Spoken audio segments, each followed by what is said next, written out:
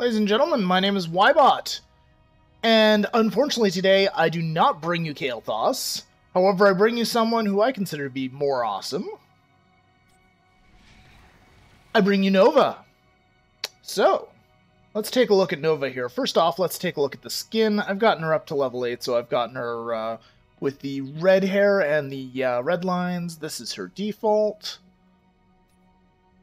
And I just kind of like the red skin. It reminds me of Kerrigan from StarCraft 1 before she got infested. So that's just... lore nerd likes the Kerrigan look. So, anyway. It's completely off topic here. Let's go ahead and get started with Nova. Nova's a hero with a very specific set of skills. She absolutely excels at taking down heroes, especially at the higher levels when her talents can help synergize with her various abilities here. However, she is virtually useless in terms of lanes, so it's a bit of a contrast compared with Zeratul, who's quite effective at both. Now, let's take a look at it here. Her abilities, her basic abilities. So, she has Snipe, which is her skill shot. She fires a directional attack. It hits the first target, whether it's a minion or a hero, so you need to be careful with that one. Pinning shot, it's a targeted ability. It slows the enemy and damages it. You can talent into this ability later with certain talents. We'll go over that later. Holo Decoy. This is basically your escape ability of sorts. Creates a holographic decoy. This does not break cloak, and the holographic decoy appears to use Nova's abilities. And later on, once you get to level 13, you can actually make it do damage to other heroes and other targets. You can't control what it hits, but you can make it do damage. So you can make your decoy dangerous. Her trait, Permanent Cloak, Sniper, becomes stealth while not attacking or taking damage. So about 5 seconds of not taking damage, channeling, etc., you will become invisible. And also, oh, this is something I'm learning here, increases basic attack and range sight. And range... sight range, not slight range. Let's try that again. Permanent Cloak, Sniper, becomes stealth when not attacking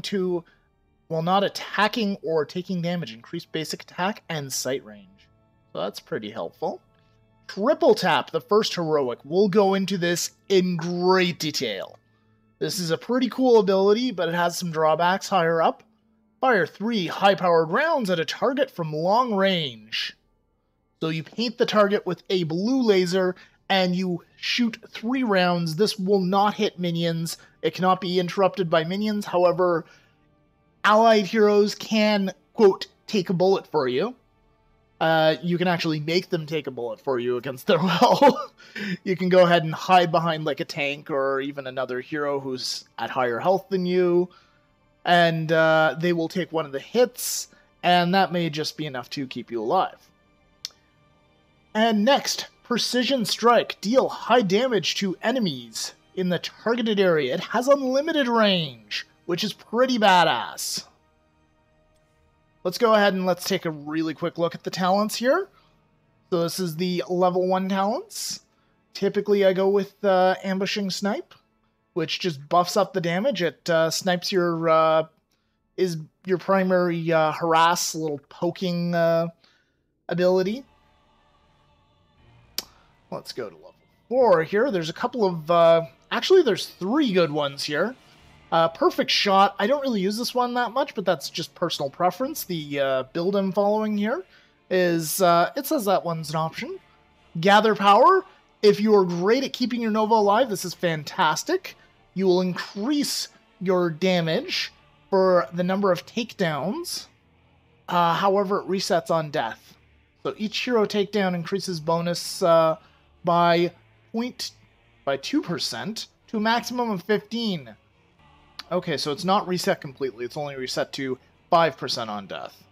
And in Venom, this is kind of a good one as well. In fact, it's very good. You activate, you do poison damage to them. It scales with level, of course. And does damage over 5 seconds. So if someone's getting away, they're not quite dead, poison them! Alright, and level 7, there's pretty much only ever one talent that gets chosen on all the builds I've seen, and that is anti-armor shells. Your basic attacks do 250% more damage, but your attack speed is 250% slower. There we go. Next up, the Heroics, Triple Tap, and Precision Strike. Next at level 13, Holo Decoy. Deals damage. Decoy does damage. It synergizes well with the next one here. Okay, at level 16, we've got Double Fake, and we've got Crippling Shot. Both of them are quite good. Crippling Shot makes the target vulnerable, which is huge. It increases the damage by 25% from everybody, and increases the duration of the slow as well. So it is a very good ability. Double Fake is also quite good. It used to be my go-to ability here before I read up on how good Crippling Shot was.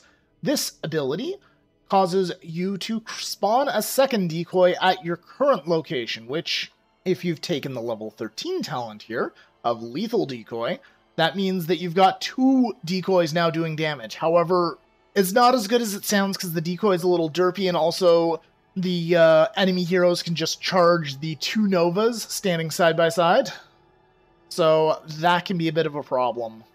And also, they will try to kill you repeatedly. Nova is hated and feared in this game. And finally, let's get to level 20 here. Fast Reload. I'm actually going to go into detail on that in just a moment.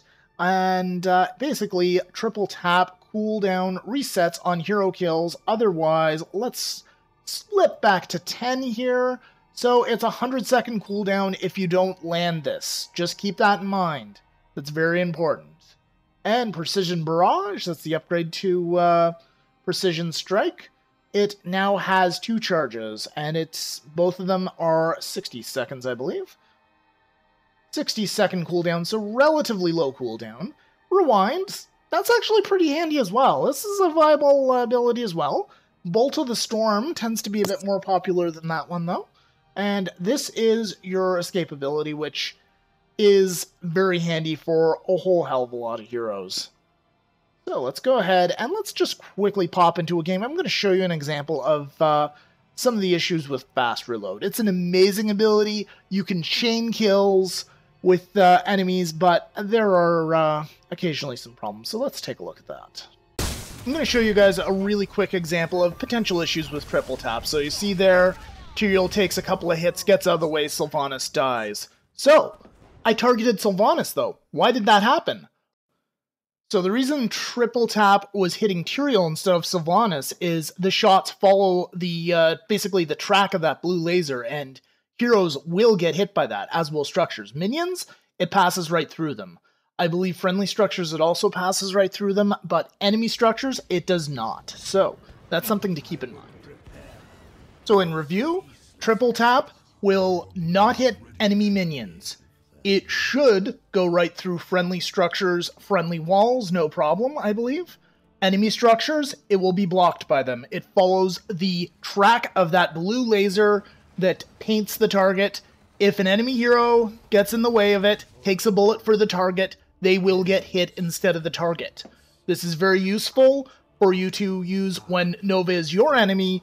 You can go in, you can make either one or more of your allies take the hit instead of you if they're higher on health. Please don't use this to troll your allies, please use this only in emergencies, but spreading out that damage helps a lot. And also, at level 20 with the fast reload, if Nova does not kill you, you're screwing over the Nova player, which I take great delight in doing, especially since I've played Nova so much and I know just how much that's pissing them off. Because they have to wait 100 seconds, nearly 2 minutes, before they can use Triple Tap again if they don't land a kill with fast reload. So, something to keep in mind. Let's move on to the next ability there, which is Precision Strike. Okay, Precision Strike is up next. I apologize, guys. I have some fairly terrible examples of its use, but it remains effective, and it remains with a lot of utility. You see that right there? That pretty much happens every damn time. Whenever Precision Strike happens, people's instinct is to get the hell out of the marked area. which means it is as much a damage spell as it is a control spell. If they don't move, they take significant damage if they don't move, and the area of effect, as you can see right there, is beyond the circle. So keep that in mind, and we're going to just see this again here. I'm just showing this on slow-mo. I know it's not the greatest example, but yeah, you see that circle right there? He gets beyond the circle, he still gets hit by the shockwave, he still takes the full damage, so that's something to keep in mind. It's somewhat difficult to avoid. You need to avoid it immediately if you're facing a Nova character. And we're just gonna go over and finish that guy up over here now at normal speed. And that's Precision Strike. Now, some of the advantages to Precision Strike is that it is unaffected by your success rate. There's no risk-reward mechanic apart from the fact of how many enemies you hit with it, whether it's minions, whether it's mercenaries, or other heroes or structures. So, at level 20, you have the choice if you want to talent into it again. You get Precision Barrage. It gives you 2 charges. On a short cooldown between the 2 of them, they each have 60 seconds cooldown. So, it's quite useful, and I thought I actually used another Precision Strike right here on the mercenaries, but I guess not. And I'm sure all you guys are familiar with Blink. In this particular game, since things were going fairly tight, I chose that as my level 20 talent, as opposed to Precision Barrage. And it's working out to save my butt. It does gimp Nova's damage, however it provides her with a much needed escape mechanic, since the drone, not the greatest, as you can see right there. Some people can figure it out, but Blink, or rather Bolt of the Storm as it is actually called, is an incredible escape mechanic. Unless the hero you're fighting has it as well, in which case it does jack shit. So, anyway guys, I'd like to thank Evil Monkey number 7 on the Heroes Fire website for coming up with the build that I use primarily here. I'm not sure if I gave him credit early on in this video. And yeah, I will have a link in the description below this video for the build that he recommends. My build deviates slightly from his, as I prefer Precision Barrage. His build has pretty much the same level 1 through 7 talents. Then he opts for Triple Tap. And then I think pretty much level 13 to level 16 are the same. And for level 20, he is, at least in the build itself, he recommends you go for Blink. And here's another Precision Barrage, just for the hell of it. Precision Strike, rather. And, yeah. It's somewhat effective. It increases Nova's DPS. It's nice. And, I'm completely off topic. So I'm just going to pull out the fancy script that I wrote for this video, and I'm just going to flip over to the last page here and see if I've missed anything. What do we got here? And I've covered Evil Monkey's build. Level 20 talents, once again, our personal preference. Crippling Shot is badass. When you see that broken shield above any sort of enemy hero or minion, target the shit out of it, okay? And one more thing just before I let you go, guys. On Triple Tap, actually, yes, I know, I'm going more into it again. Alright, 2 things. First thing, Tassadar. He has Phase Shift. This makes him untargetable for 3 or 4 seconds there, it seems like. That will cancel Triple Tap in a bad way. If you have fast reload at level 20, it means that's 100 seconds before you can use it again. It will basically fail the Triple Tap because Tassadar will not die because he's untargetable. Also, please keep in mind other abilities like ETC's Stage Dive. You might be able to use that to screw you over as well. And finally, one good little bit of information on Triple Tap is enemy Novas and Zeratul. When you target them, they can't cloak, because they're still under fire. So, they will stay visible for the entire duration of it. Alright guys, and I think that pretty much covers everything I had to say about Nova, so I'm just going to move on to my final thoughts here. So, my final thoughts on Nova is that she is an exceptional hero for the specialty that she fulfills. However, like I said before, several times I think, compared to Zeratul, who is also fairly similar, except he's a melee hero, there is a difference there. Zeratul is a lot more, he has a lot more utility in terms of lanes, whereas Nova's performance is lackluster. And that's putting it nicely. Her performance in lanes is absolutely terrible. She is incredible at hero killing, but she is damn near useless in lanes or taking mercenary camps without using precision strike. So, that pretty much covers it for me today here, guys. Thank you very much for watching this video. I hope it was informative and entertaining. If not entertaining, then at least informative. If you want to see more videos like this, then please subscribe to my YouTube channel. If you want to know when some videos are coming out, you can follow me on Twitter, and I will be posting on my Twitter at @ybotpowered when new videos come out. And yeah, I've also got some more Heroes of the Storm stuff on my channel. I've got a little bit of World of Warcraft stuff. I've got a little bit of Civ 5 stuff, because I'm on the Civ 5 kick at the moment. Because, you know, I figured out how to get to Immortal there, and I'm working on Deity. So, for those of you who know anything about Civ 5, I consider it at least to be a big friggin' deal. I hope you do too. Anyway, thank you very much for watching, guys, and I will see you next time.